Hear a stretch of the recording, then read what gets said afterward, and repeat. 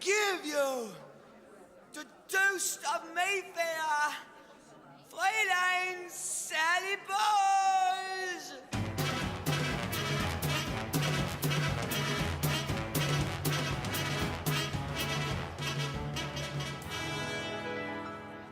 What good is sitting alone in your room? Come hear the music play.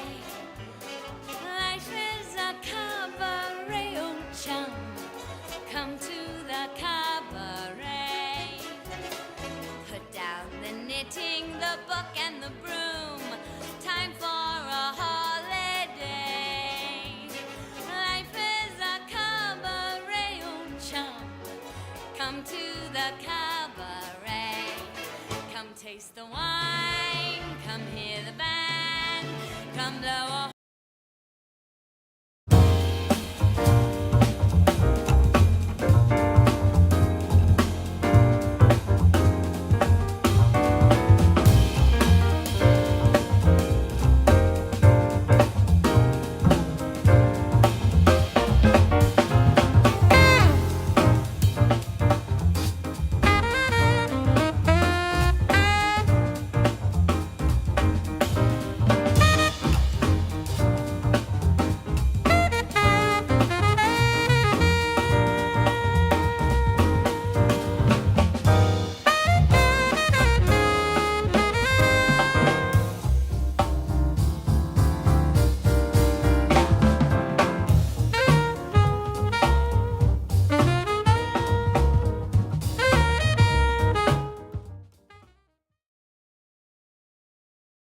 and that's going to start in 5 seconds. So you're going to hear that over the air. I'm going to be back on stage, but this is the beginning of the broadcast.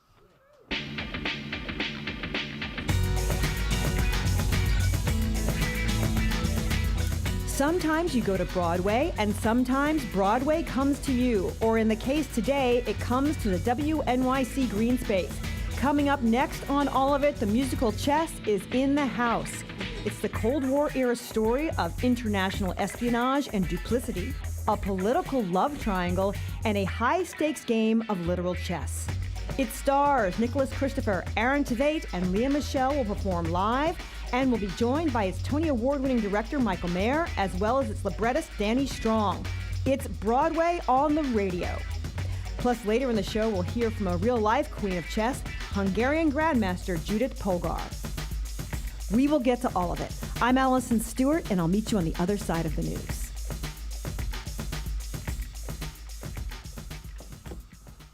Okay, and now it's just us again. How's it going, everybody? You excited for some chess?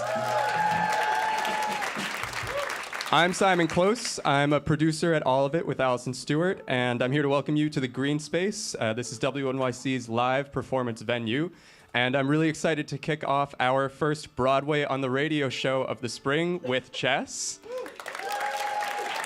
Just so you know, earlier this week we announced the full spring slate, which includes Ragtime on April 17th and Cats the Jellicle Ball on May 21st in this space. So go to wnyc.org/events to check those out, register, get tickets, etc.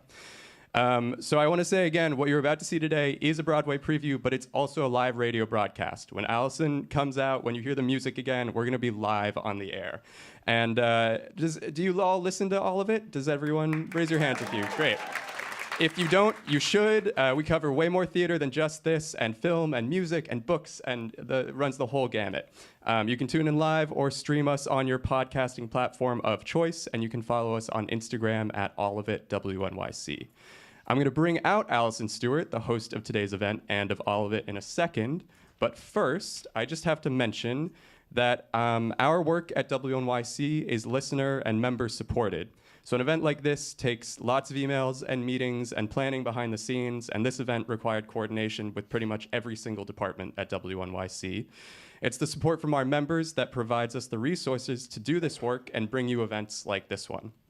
We're in a pretty vulnerable time in public media with federal funding ending last fall. So if you're already a member, thank you very much. And if you're not a member, if you haven't joined yet, I invite you to become part of our community. A gift of any size is welcome, and a monthly sustainer gift gives us the stability to weather political storms and provide programming and shows like the one that you're about to see today that lasts for a long time. There's a QR code on the screen right there that will lead you to sign up as a member. And I encourage you to do so. And now I'm going to invite to the stage Alison Stewart, the host of all of it. Hey, everybody. Thanks for being here. This is such a special place to be. There are going to be people who are watching on a live stream, thousands of people listening on the radio, but you get to be in the room, so get pumped. We're doing a live radio show, as Simon says. Anything can happen, so we just go for it. I consider it getting on a roller coaster and just put your hands in the air. If anything does happen, listen to Simon. He may look sort of, not like he's going to hurt you, but he can be savage. I'm telling you, if he tells you get out of the way, get out of the way. I'm here as your guide, to be a little bit of a stage manager, but basically to get out of the way so you can listen to the talented people who make chess. I have to hit 3 marks. We're not commercial media, we're public media, so they're really short. I'm going to ask you to stay in your seats throughout the entire broadcast. Silence your cell phones now, and we'll get started at 12:06 exactly. So about a minute and a half away. So go get ready.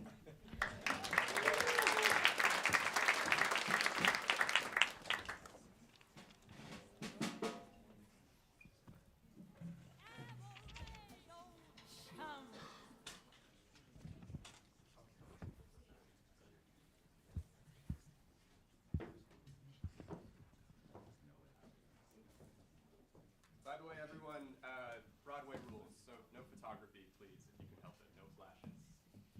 How are you? Good. Didn't know a minute could last so long.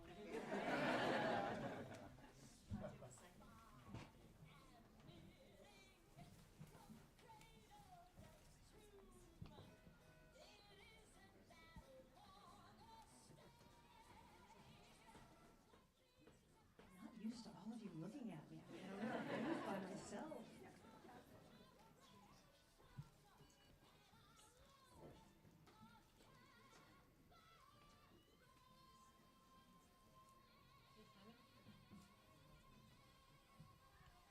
Did you want to bring everybody on stage? Mm-hmm.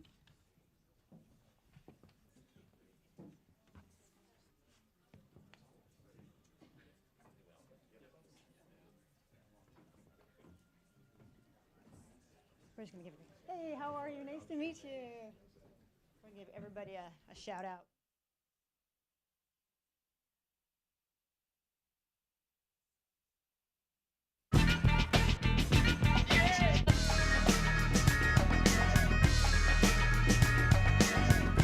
This is All of It on WNYC. I'm Alison Stewart. We're live in the Greene Space in Soho. We're a special episode of All of It for you today. It's Broadway on the radio. For the next hour, I'll be joined by the team behind the Broadway musical Chess. It's the Cold War era story of international espionage and duplicity, a political love triangle, and a high-stakes game of literal chess. We've got with us Tony Award-winning director Michael Mayer. We've got librettist Danny Strong. We've got with us Freddie Trumper Aaron Tveit. We have got Florence Vassie, Lea Michele, and Anatoly Sergeyev's Nicholas Christopher. And let's hear it for our band. We have a special organization here. Everybody, let's hear it for the band. If you're not here with us in person or listening to us, you can see this shindig by going to WNYC.org, where you can watch a free live stream of today's broadcast. Now let's get going and hear some music. We're kicking off this Cold War musical drama in the Soviet Union. Here's Nicholas Christopher as Anatoly with Where I Want to Be.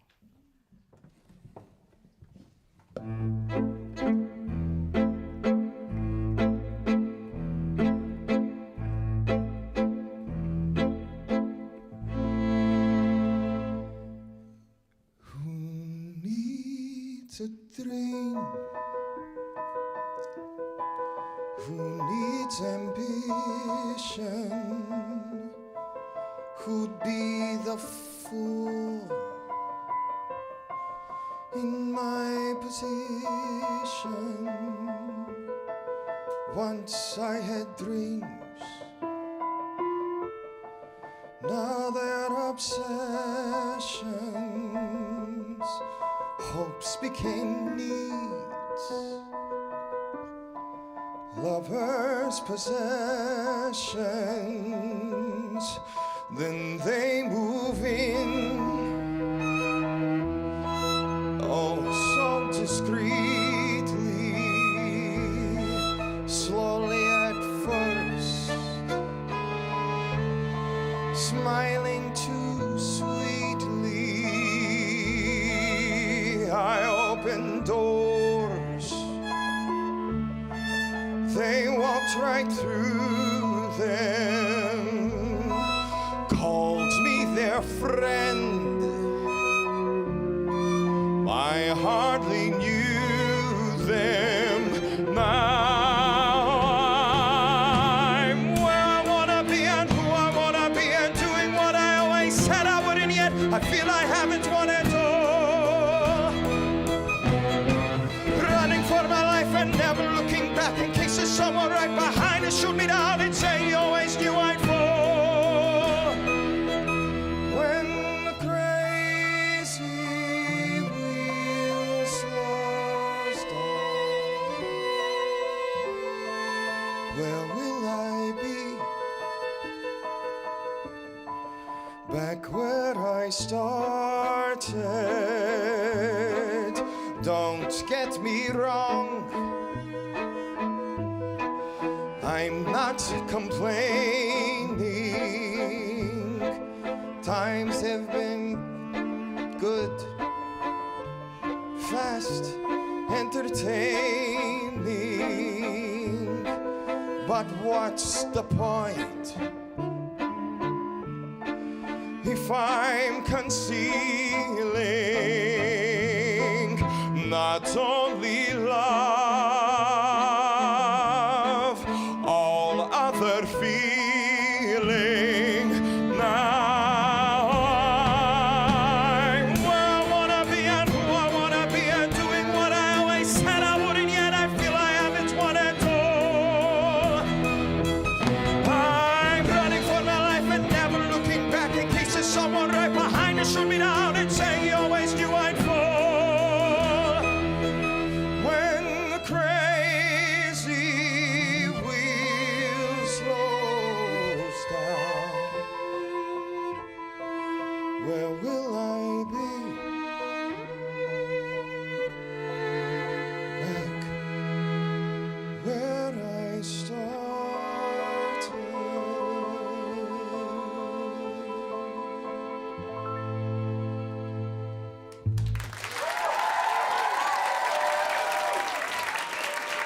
Nicholas Christopher singing Where I Want to Be from the musical Chess. We are live in the Greene Space with the stars and the creative team. I'm bringing back to the stage Michael Meyer and Danny Strong. Nicholas, we just heard Where I Want to Be. It's the first time we hear from Anatoly. It's the second song of the whole show. How does this song introduce us to Anatoly? I think it's a moment where we get to kind of peek in Anatoly's mind for the first time. I think Anatoly is somewhat of a stoic character, and this is the first time that we get to see his inner thoughts, and then he closes back up, and then we don't really get to see that until Florence is introduced into his life. How does Where I Want to Be set up the show and the stakes of the show? I think what Nick said is correct. We're living in the Cold War when this story takes place, and he is a Russian grandmaster. He is completely controlled by the KGB. He is not permitted to have any kind of real, authentic personal life.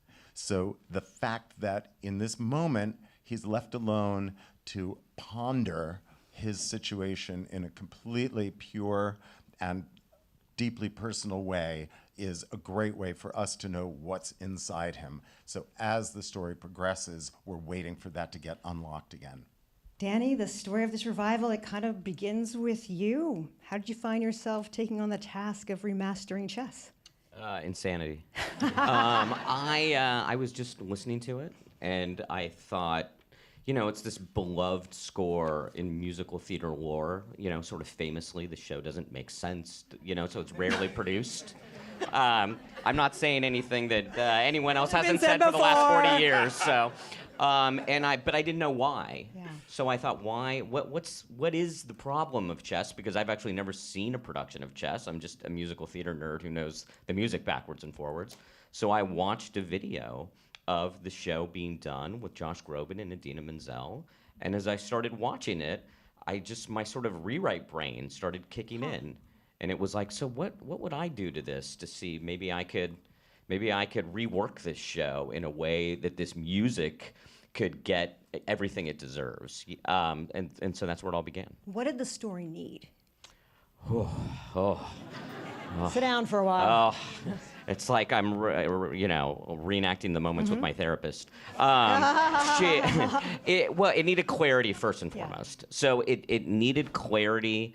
And it needed, I think, some character deepening. I think it needed a sense of making things feel more realistic, so that you could just be more engaged with the story. And thus, if you're more engaged with the story, the music will, have more impact. Or the hope was for the music to have maximum impact, because that's why we're here, because these songs are so incredible.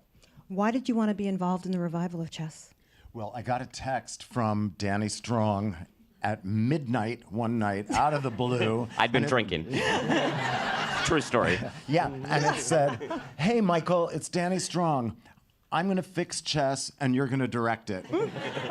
I said, "I'm in." Huh? I was actually at the concert that Danny listened to the recording of. I went in 2008, and I had very much the same experience Danny had. This was an extraordinary score. I had no idea what was going on the entire time. And when Danny, who I admired so much as a writer, reached out to me this way, I thought, well, I'm absolutely going to hear what he has to say. And that's when it was 10 years ago that we started discussing it. 10 years ago. Wow. Yep. Aaron, we're going to bring you up on stage. Come on. Sit down, everybody, a little bit. Yeah, stay put. Stay good. You can come back if you want. Hi. Hi. What was your familiarity with chess? I was very familiar also with the music. I studied theater in college, and when I had started studying theater, I basically only knew the shows that I was involved with in high school. And so I had some friends that said, you have to listen to all these albums, and chess was one of them that I was handed, and I just remember being completely blown away by the music. But it also was one of these things where nobody performed any of the songs because they were too difficult. So it always had this kind of lore in my head of like this untouchable score. And then, I came around and we get to be a part of it. It's amazing. Nicholas, how did you discover chess? In musical theater class, the tenor boys would always sing Anthem, and that's all I knew, really. But from hearing it in class, and that was really it. All I knew was Anthem until I ran into Michael one day, and he asked me to do a reading of it, and I was like, oh, boy, this is really good. Why are these two gentlemen right for their parts, Michael? Interestingly, I think both of them could do either role. I thought so too. And that is really unusual because these roles are incredibly demanding, not just vocally, but emotionally and from an acting perspective. You're looking at two of the absolute finest musical theater performers on the planet, and people who get true.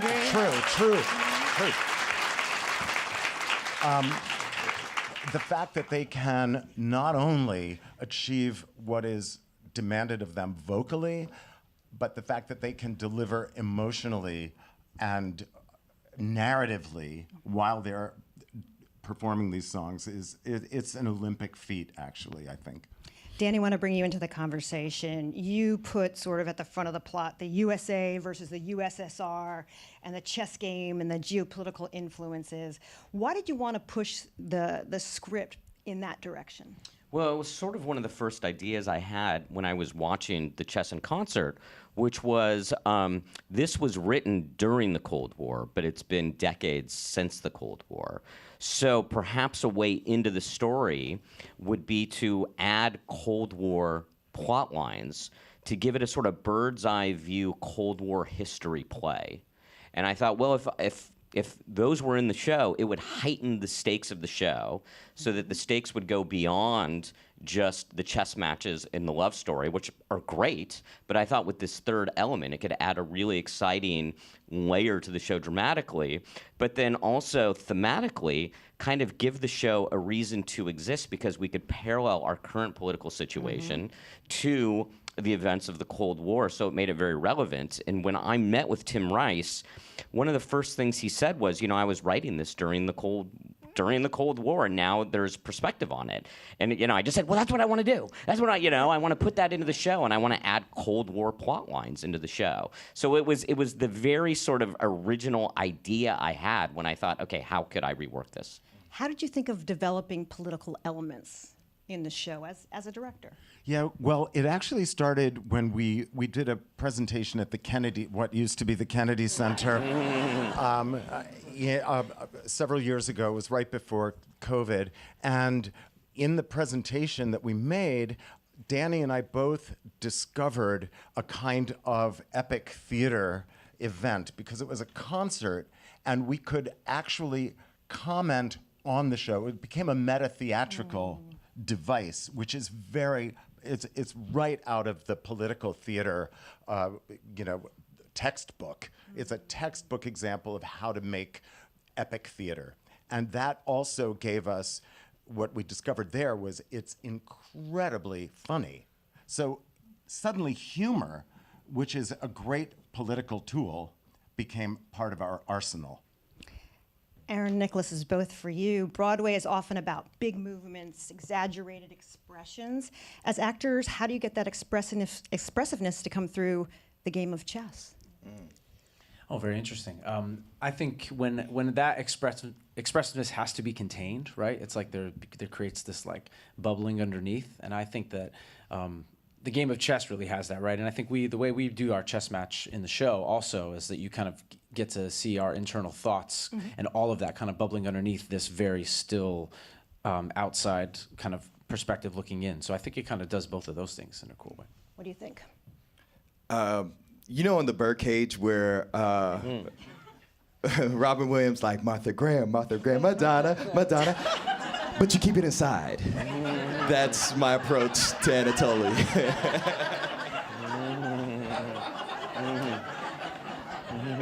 So what you might see is this, but what's going on inside is this.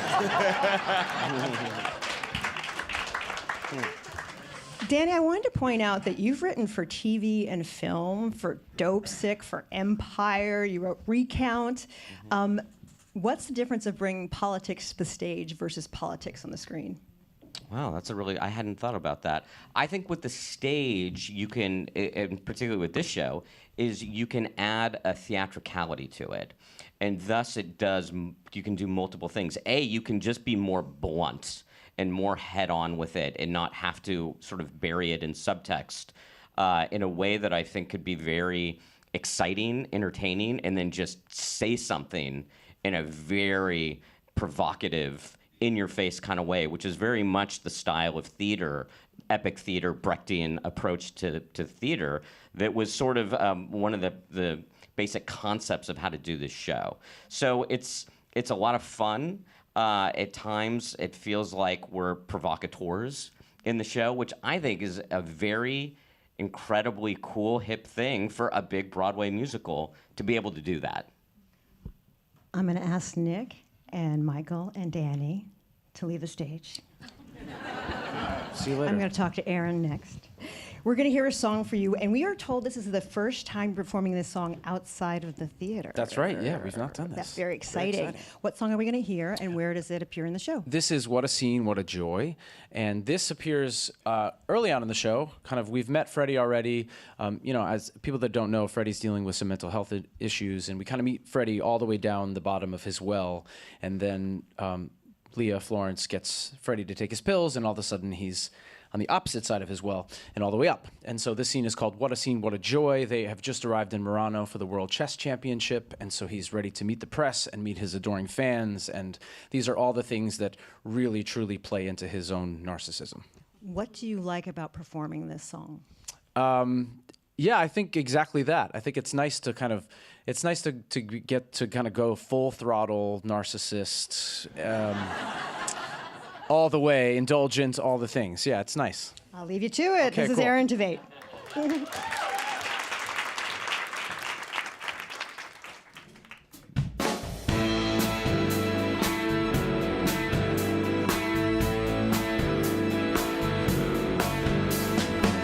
What a scene, what a joy, what a lovely sight when my game is the big sensation.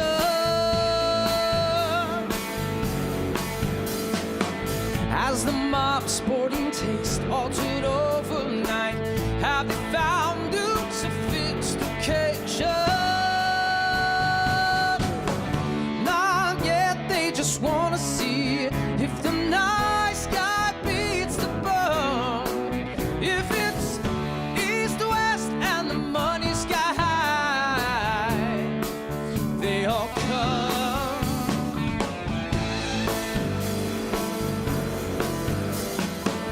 You can raise all you want if you raise the roof, scream and shout, and the gate increases.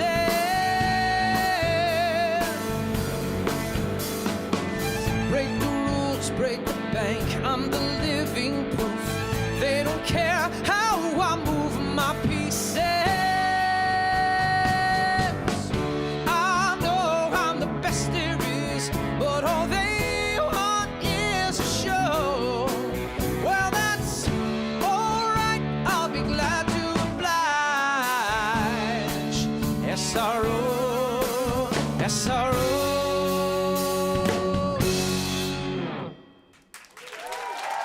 Thank you. We've got more music on the way from Broadway's Chess. This is Broadway on the Radio from all of it on WNYC, live from the Greene Space. Lea Michele, she's up next. Stay with us. If it's time for you to say goodbye to your car, truck, boat, motorcycle, or RV, consider donating it to WNYC. We'll turn the proceeds from the sale of your vehicle or watercraft into the in-depth news and programming that keeps our community informed. Donating is easy, the pickup is free, and you'll get a tax deduction. Learn more at wnyc.org/car. WNYC is supported by the Metropolitan Opera. This spring, listeners can visit the Met for a season of grand opera in Lincoln Center. The lineup includes classics such as Verdi's La Traviata and Puccini's Turandot, plus bold new works like Gabriela Lena Frank's El Último Sueño de Frida y Diego, and more. The Metropolitan Opera, the voice must be heard. Tickets at metopera.org or on the Met Opera app. If you believe democracy requires a free press, your station is WNYC, 93.9 FM and AM 820, NPR News and the New York Conversation.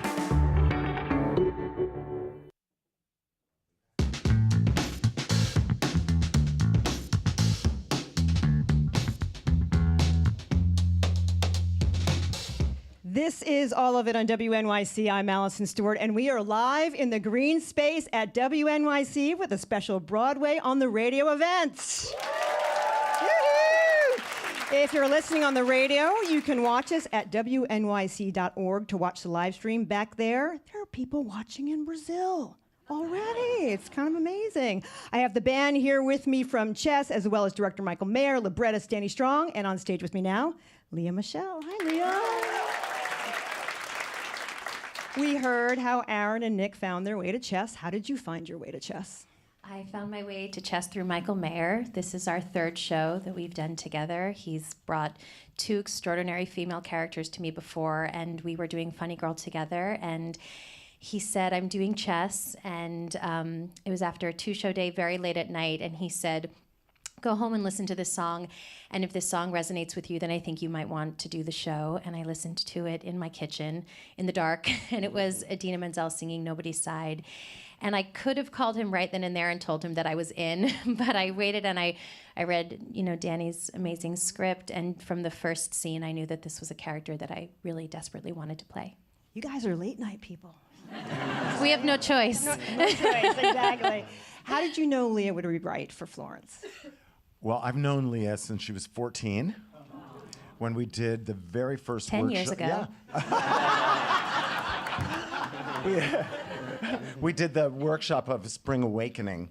So I've watched her grow up, and I've participated in part of that journey between Spring Awakening and then Funny Girl. And working on Chess and having been in the room with her and during Funny Girl and watching her transform from the 16-year-old Fanny Bryce at the beginning of that show to the mother of 2 kids and watching her husband walk out on her and seeing the emotional maturity that this 14-year-old girl that I knew suddenly was displaying, I thought, wow, she's really becoming a woman before my eyes. And wouldn't it be amazing to give her the chance to play a real adult professional woman from soup to nuts, you know, not starting as a girl, but really live in this. And I knew that she would sing it in an extraordinary way. Danny, in the script, Florence enters, and the arbiter calls her the brilliant and beautiful Florence. But in the stage directions, it's described as brilliant and tough. Why is it important that Florence is tough? You're not supposed to read those stage directions. I don't know. That's the way we do it, public radio. I don't understand that. Why is it important that she's tough? Is that the question? Yeah, why is it important that she's Because she's the greatest strategist in the world. And I think as a woman functioning in that men's world of competitive chess at the highest level, that there is a toughness combined with her, as the arbiter would say, mysterious and tragic past. And that toughness is how she was able to survive all the darkness of what she had to experience growing up. Lea, what did you learn from Michael on Funny Girl that has been useful for you on this show? Oh, wow. I mean, I've picked up so many amazing things from Michael over the years, and I owe so much to him, and so much of, you know, how he has pushed me in his direction has really, you know, helped me to grow as a performer. I just think what I loved about our experience in Funny Girl, which was very different from the experience of Spring Awakening, and also very different from our experience at, you know, working on Chess together, was he gave me so much creative freedom. Like one day, you know, he just sat down and he was like, go for it with this number. Do whatever you want to do. And next thing you know, I was jumping off of a piano and laying on top of him and climbing up a ladder. And it just felt so good to have that amazing sense of trust coming from him.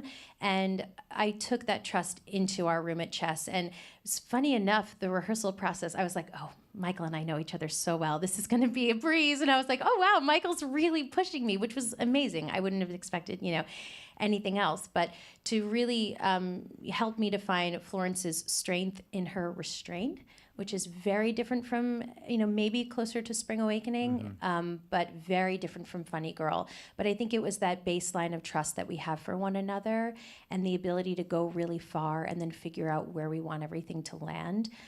With that trust, everything just feels like we can accomplish anything together.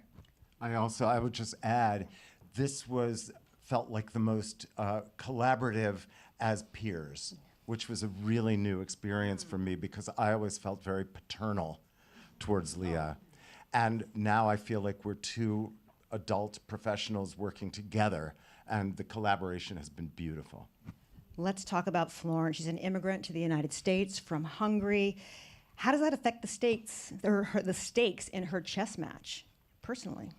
I mean, everything that Florence is carrying with her, both from her, you know, her past, her present relationship, the 7 years that she's been with Freddie, the loss of both of her parents.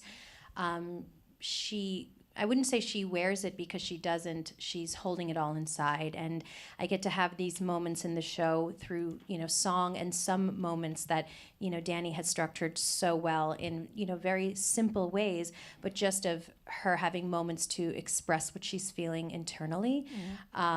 She's a very complicated woman with a deep amount of trauma. And again, like I said before, it's something that I find very challenging every night, to have to not use any sort of external physicalities to express myself, which is what I'm really used to doing in a lot of the performances that I've played, or even use comedy to be able to express myself. But I can't do that with Florence. I have to play a lot of her emotions inside, and then finally having the moment at the end to have that emotional release. But it's a tragic story, and definitely something that I feel grateful to play. Just such a complex female character who's so strong, who is standing between these two men in this man's world of chess. And it's as an actress, I'm just really grateful. Danny, do you think about chess differently now, given our current geopolitical strategy of the United States? Musical or the game? Start with musical. I just think it makes the show more relevant every day. That every day what we're going through ties in, not just we, but the entire world is going through, is just exactly what the show is discussing, which is that we the people are pawns of the decisions our governments are making. And there's a line at the end of the show, which is sort of the key line of the show for the characters, which is, just because our governments have lost their souls doesn't mean we have to as well. That's sort of the line, right? Did I just screw that up, Aaron? Got it, mostly. But I think that line becomes more relevant every hour. Lea, you really get to use the power in your voice in this musical. What are you able to do as a singer different with the music in chess that you haven't done on Broadway before? I think that what is so incredible about this score, and what I get to play with specifically with Florence in this track, is it's like constantly shifting gears through different genres of music, and really having to be so in tune with my voice and my instrument to be able to go from these really powerful pop anthems, and then walking off stage and coming right back on and being in a lyrical soprano. The differences between what I have to do sonically with Freddie versus Anatoly, and flip-flopping back and forth between the two is absolutely the most challenging thing I have ever done in my life. But it's fun, but it is something vocally that requires a lot of focus and a lot of rest, which I don't really get because I have 2 children. But it's thrilling. It's really thrilling, and to get to play with my instrument and really see how I can kind of weave back and forth between the different sounds and genres is a challenge, but it is very fun.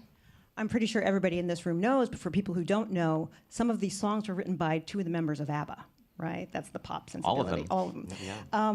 How can I tell it was written by 2 members of ABBA? Oh my God. What do you think? Well, I think the harmonies, certainly when the chorus, we have an amazing ensemble, but the choral harmonies are right out of their songbook. And I also feel structurally, we should ask our musical supervisor out there if I'm getting this right. Brian, you can give me a thumbs up or not. But it does feel like structurally, many of these songs follow a very typical ABBA pop song structure. And the interesting thing about them is that Tim Rice, who's a great, musical theater lyricist, has created these character arcs inside this pop idiom. And so that's where a lot of the very cool tension comes in the songs. But when you hear it with the full chorus and the full orchestra, it's undeniably got ABBA right in its DNA.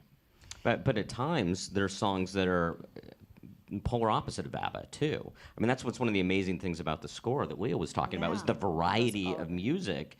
And it just kind of blows me away how 1 second it's this sort of pop ABBA, and the next you're in a grand opera. It's the variety, and their talent is unbelievable. You had to lose some songs for this. How did Not that many. Not that many? Well, it was songs and music, but I believe that is one of the key decisions of how the show. I'm sorry, I even cut your question off. Is there not? Go. That it was one of the key decisions of how this is the show is, I think, functioning so well, is by paring it down. And like Lea said, it's not a lot, but there's, 4 or 5 songs that have been cut. There are also, larger pieces of music. And so it makes the songs that are there, every one is a banger. Every one is unbelievable.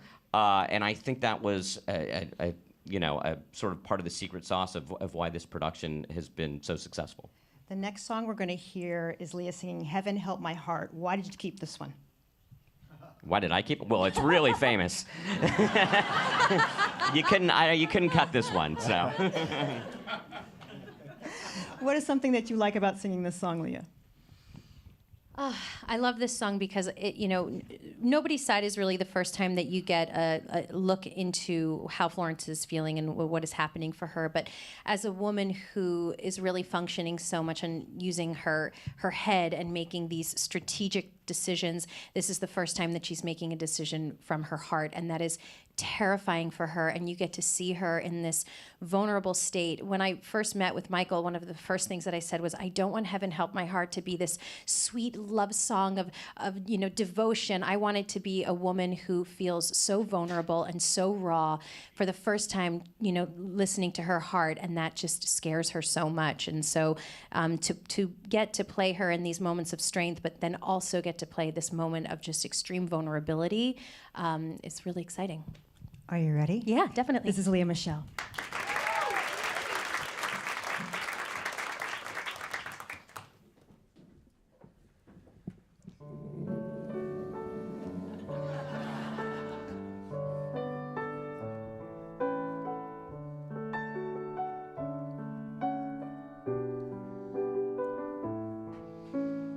If it were love, I would give that love every second I had, and I do. Did I know where he'd lead me to?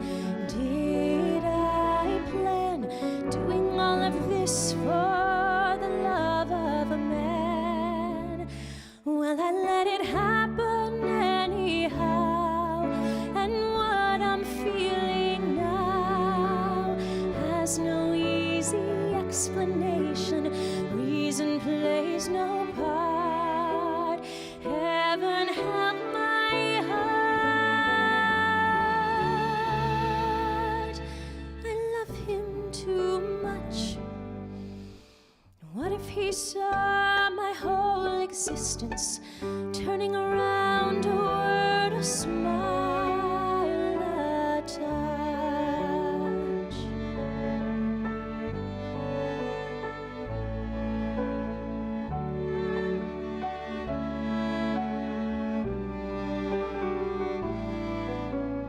One of these days, and it won't be long, he'll know more about me than he should. All my dreams will be understood. No surprise, nothing more to learn from the look in my eyes. Don't you know that time is not my friend? I'll fight it till the end, hoping to keep the best of moments when the passions start. Heaven help my heart.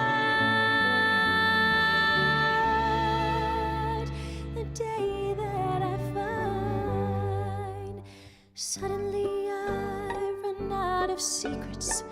Suddenly I'm not always on his mind.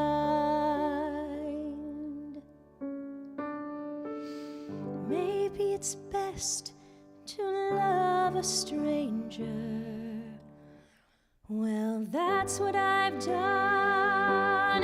Heaven help my heart. Heaven help my heart.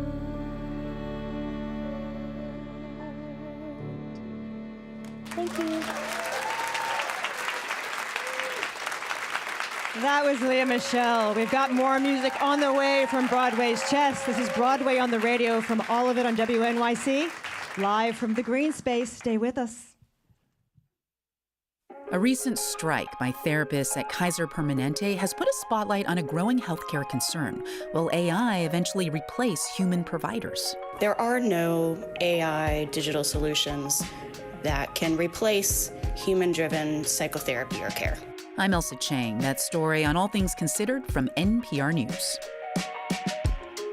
Today at 4 on WNYC. WNYC receives support from the Legal Aid Society, presenting a new exhibit honoring legal aid's legacy of delivering justice to New Yorkers for 150 years. On view at the New York Historical. More at legalaidnyc.org/150. The New York Philharmonic. Gustavo Dudamel's inaugural season as music and artistic director begins this fall, kicking off a new era for the orchestra and for music in New York City. Subscriptions at nyphil.org. The New York Community Trust. For 100 years, New Yorkers have turned to the Trust, creating charitable legacies through their wills to meet changing needs in New York City, Long Island, and Westchester. More at give2.nyc. This is WNYC 93.9 FM and AM 820. NPR News and the New York Conversation.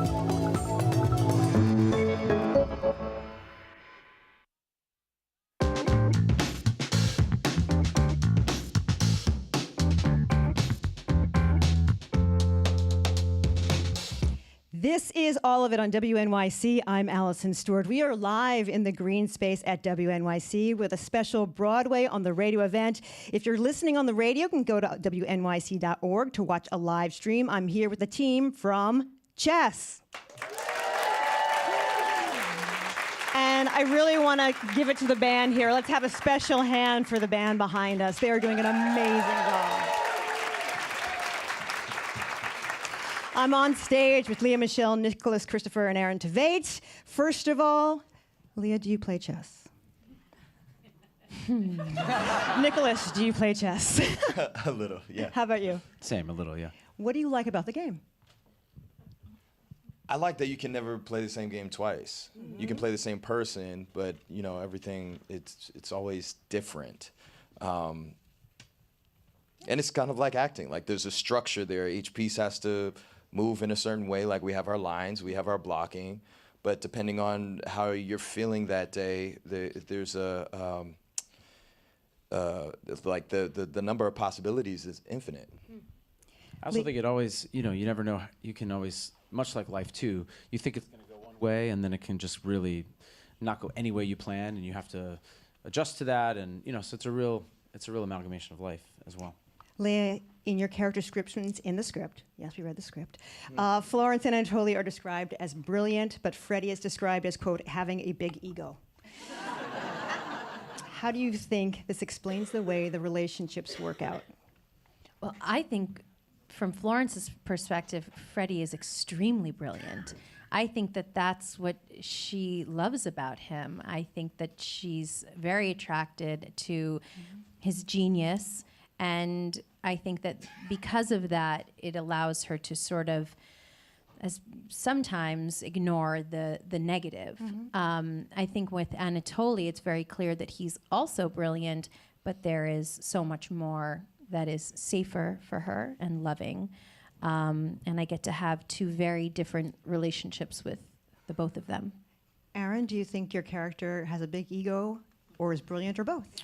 I think all the above, yeah.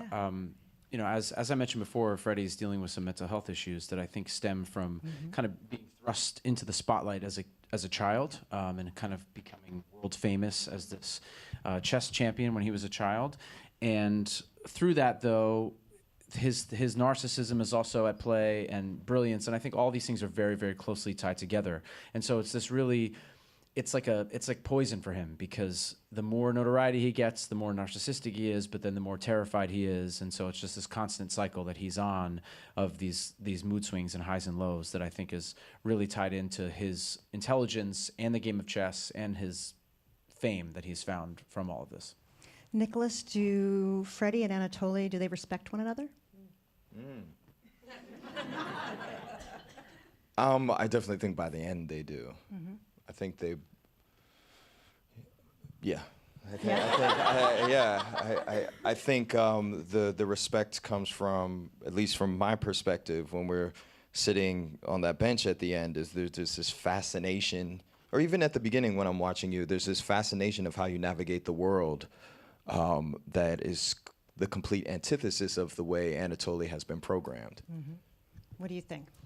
I think the same. I think by the end, we come to this kind of mutual understanding of each other. Come to this mutual understanding of each other. But I think at the beginning, Freddie's also kind of blinded by his deep-rooted hate for the Soviet Union. And so I think at the very beginning of where we find these characters, even if Freddie may have respect for Anatoly as a chess player or a person, he's just completely blinded by this thing that he has against the Soviet Union. And so it's really interesting to have that kind of strip away. And he even realizes that it's, as Danny said before, it's, that we're all pawns to these big governments, and then we can see each other at a more human level by the end of the show. Nicholas, I want to give a shout out to the woman who plays, it's Hannah Cruz. Yeah. Who plays your wife. Svetlana, Hannah Cruz. Yes. The one and only. Tell us a little bit about her and tell us a little bit about their relationship. Well, she was born in Connecticut in 19... No, She has a cat named Svetlana. She has a cat named Svetlana. Really? I named her. I mean, what an uphill battle she has every day to enter into Act 2, to get the audience to see her perspective, and to just sing her face off and act her face off in what, like 20 minutes of stage time, and she's so memorable. That's such a testament of who she is as an artist. But when we come into our story, I haven't seen her for 4 years. And I imagine that we grew up together, and then all of a sudden there's this 4-year gap, and there's a lot of hurt. There are a lot of open wounds there. And so there is an amount of distrust, and yet there is this odd, like, physical comfort with each other. And exploring that, and the distrust doesn't mean that I hate her. Like, I don't want her to die. I don't want my kids to die.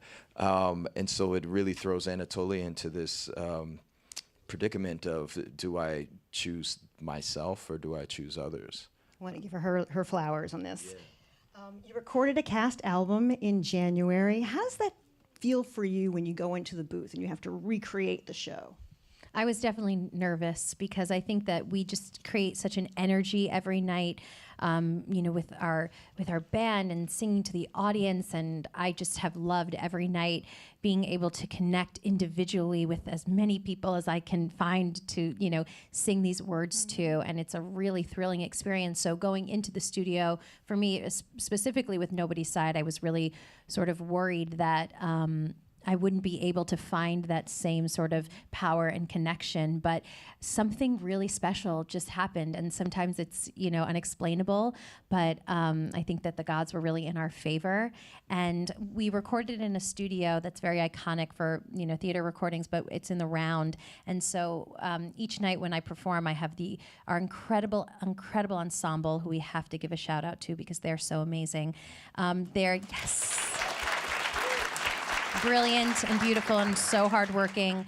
And in that song, they're behind me, and they're sort of like the pulse, like the heartbeat of the song. But I never get to see them. And so there we were in the studio in this round space, and I got to look at everyone and sing the words to our whole cast. And it was really amazing. And we have gotten to hear some of the songs. Nobody's Side is available now for the world to hear and listen to, and more coming soon. And it's going to be amazing. What was it like for you to sing this? I actually had an amazing time. It was, it reminded me, I think, not that you just, sometimes you can't see the forest through the trees. And so you do, doing the show 8 times a week, you have kind of lots of different thoughts. But to be in that recording studio and just having like a fully immersive sonic experience with that music was really remarkable to me. And it was also amazing that I could really hear myself and hear everyone else, because on stage those things are varying degrees just for the nature of performing on stage. So I was once again reminded just how incredible this music is and how unbelievable our orchestra and our band sound And so for all that to come together, and it'll be out, and everyone else can throw their headphones on and listen to that soon. It'll be out soon. It'll be out very soon. But as we said, Nobody Side Out today on all platforms. Go listen. And Nicholas, what was the experience like for you? The experience was great for me. So we recorded most of it in one day, and we had a couple of other days here and there for other songs. But when you rehearse a show for 4 weeks, everybody's in the same room all together all the time. And then you move into the theater and everybody goes off into their different dressing rooms on different floors, and you're concentrated on the show. And then you come in a half hour before the show and you do the show, and then you leave.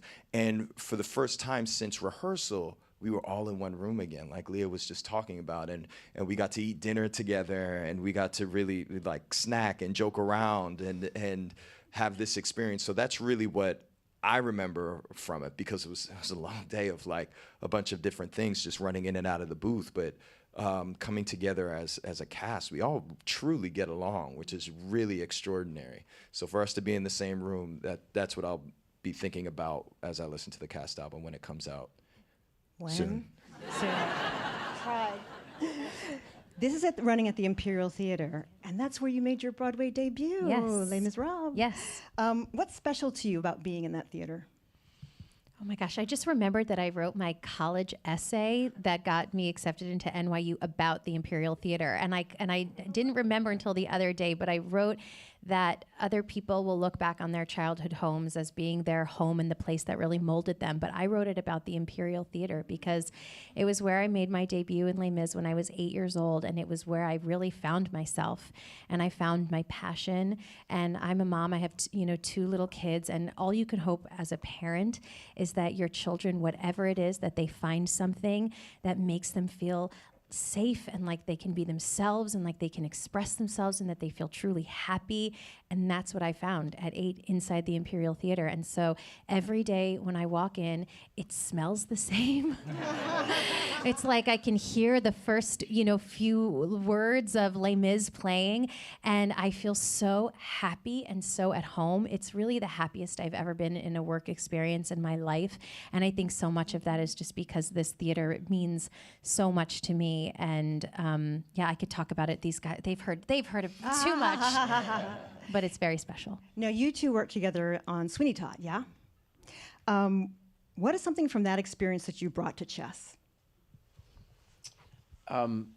Nick and I didn't get to rehearse Sweeney together because I joined the show when it was already going on. But I think in our scenes that we had, there was Nick had such an innate playfulness on stage, and it was interesting. The kind of the tonality of the characters we were playing are actually quite reversed in this. He was a very playful person, and I was being very stoic, and now it's kind of flipped. But I just had so much respect for Nick, for his talent and what he brought to the stage every day, and him as a person. And so to kind of get to walk back in with that kind of baseline knowledge of each other, and then get to actually experience an entire rehearsal process and build something with him, it's been really, really amazing.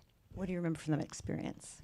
I remember looking in Aaron's eyes and throwing whatever I could, including shaving cream at him, and he was so game. So I think coming into this process, I really had a trust with him of like, we can go wherever, or if somebody makes a decision, we'll just go with it and see what happens. And like I said, every time we get to like sit on this bench together, we sit on the same bench in 2 different scenes, and it's just like, okay, I don't know where this is going, but I'm game, and I know he's game. Our last song we're going to hear is Florence and Anatoly singing You and I. Can you set this up? Florence and Anatoly have been, for 4 years, they have been together in a very sort of loving and safe space. They've fled to London together, and they come back to a chess tournament where they're going to be reunited with Freddie again for the first time, which brings up its own set of, anxiety. And then they are confronted with they get set up, I guess you could say, in a very negative way. And we sing this song to each other as sort of the first time that we can see a real crack happening between the two of us and in our relationship, and something that felt so pure and safe is now sort of being, attacked, and how deeply we are trying to hold on to the love that we have for each other and this connection that we have. Let's hear it. Yeah, that was pretty good. All right. Look at him, stage managing. I love it.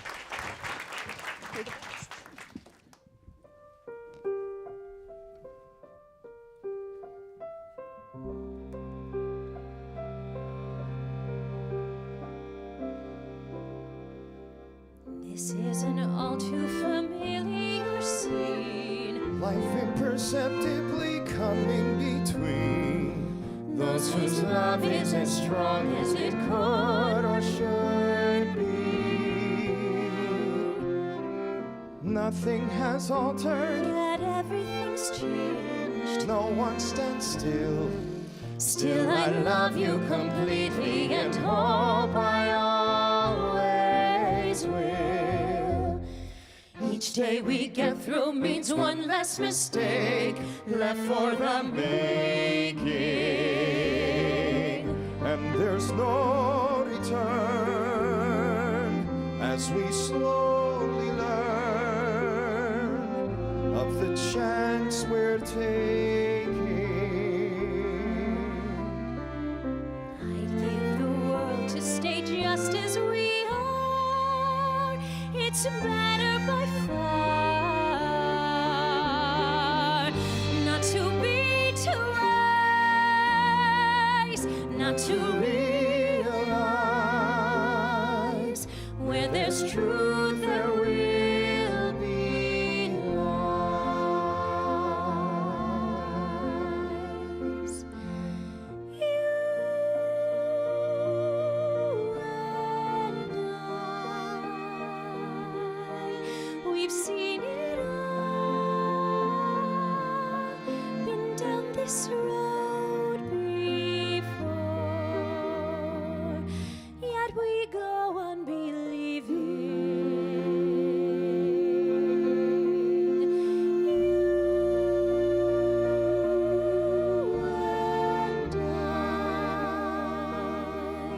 We've seen it all, chasing our heart's desire. Yet I still think I'm certain this time it will be our happy ending.